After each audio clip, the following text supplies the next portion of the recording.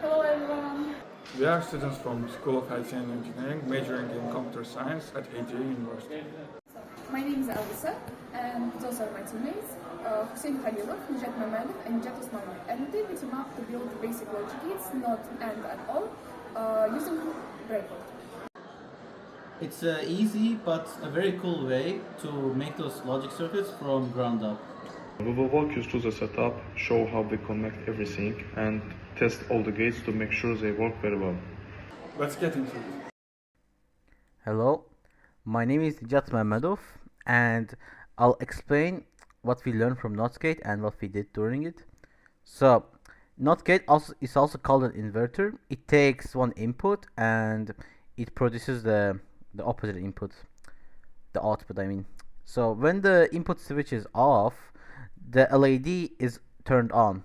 It gives light. But when the input switch is on, like when we're pressing the button, the LED light turns off. And we use a single transistor as a switch, and its base connected to the button.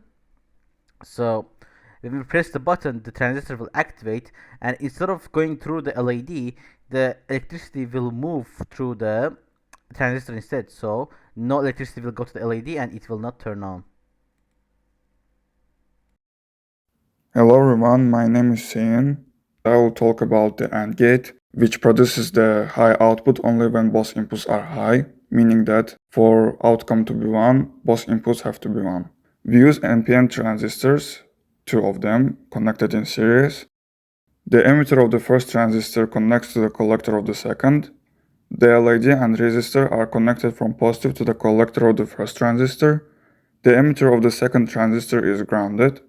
2 input buttons control the base of each transistor. If both switches are off, meaning that the input is 0, 0, no base current passes and thus both transistors are off, which means that no current flows and LED thus is off, which means that the output is 0.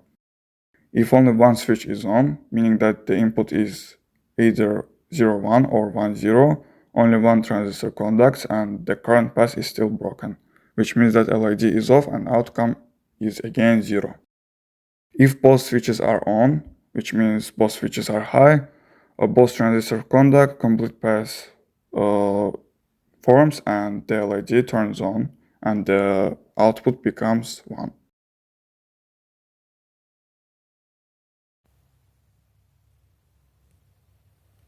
Hi, my name is Alisa, and today I'm going to explain how we assemble the OR gate and what we learned. Basically, the OR gate takes 2 inputs and gives us 1 output. If both switches are off, then there is no current flow, which means the LED is off. If either switches are on, the transistor connected to it turns on as well, and current flows through that transistor, turning the LED on. And if both switches are on, the current flows through both transistors, which turns LED on as well. So, to do that, we use 2 NPN transistors connected in parallel. To clarify, we placed them apart on the breadboard because it was easier to connect the resistors that way.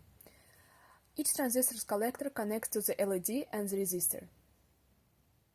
The long leg of the LED goes to positive and the short leg connects to the collectors through the resistor, just like in the AND gate.